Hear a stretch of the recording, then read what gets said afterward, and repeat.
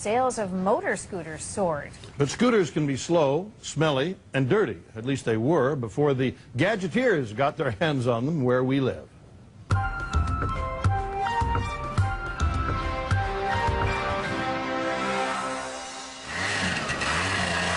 Motor scooters are great. They're cheap to buy, even cheaper to run. You don't need a special license or experience. But they're also slow, underpowered, and usually followed by a cloud of blue exhaust fumes. Clearly there is room for improvement here. I've had 60-odd motorcycles and 100 cars, so I'm a transport guy. And he's a member of the Vancouver Gadgeteers Inventors Club, making James Woodman the perfect guy to hot rod a motor scooter. And this is the substance he will be using. We've got 3 amps and 10 volts about going through this cell. This is called brute force electrolysis. By passing an electrical current through the body of water, James is producing oxygen and water's other ingredient, hydrogen. You may remember hydrogen from such historical disasters as the Hindenburg explosion. Oh, the humanity. That's the stuff James is extracting from water to use on his scooter.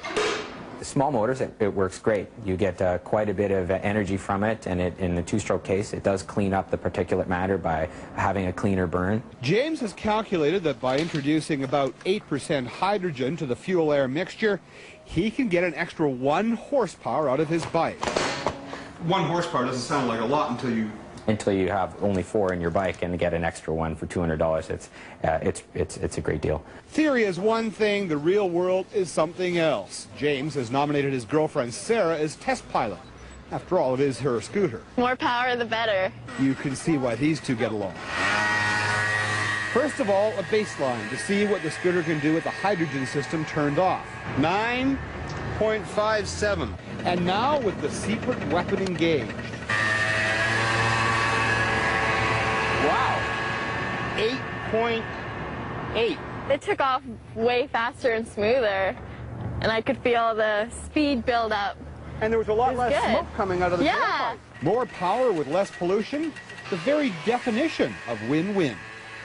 David Kincaid, CTV News, Vancouver.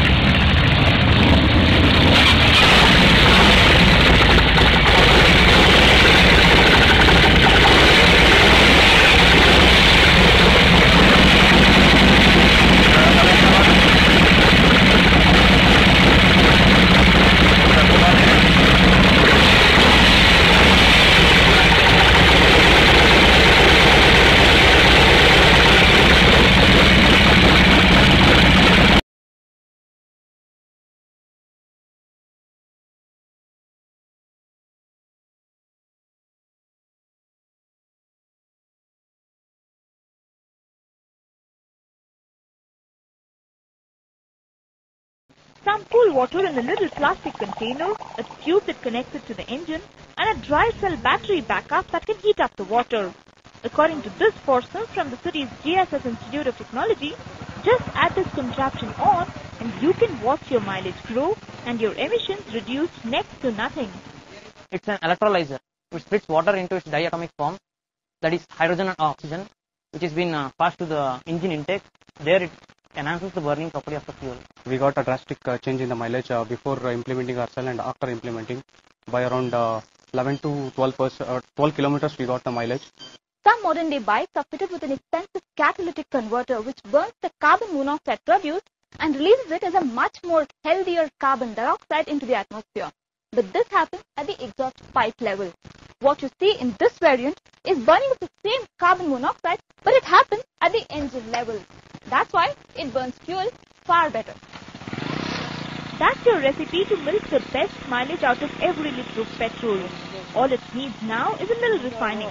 We can use petrol, diesel or gas, and for that engines we can use water as an additive. In our future plan, we have to run whole vehicle using water only. That's our future plan, and I think we'll succeed in it. And with hardly any campus placements this season thanks to the global meltdown, DS contemporary Ramar Pillais hope they can ride to fame on clean fuel once they attract a company that will fund their technology.